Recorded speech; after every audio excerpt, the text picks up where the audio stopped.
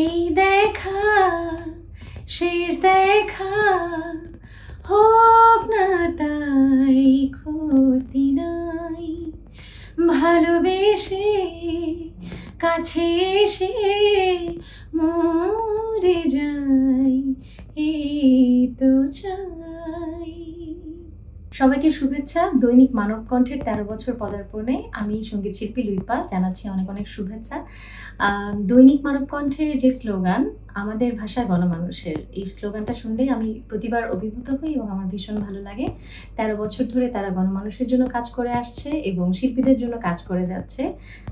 ভবিষ্যতেও তারা শিল্পীদের পাশে থাকবে, এটাই আমি কামনা করছি। সবাইকে অনেক অনেক ভালোবাসা।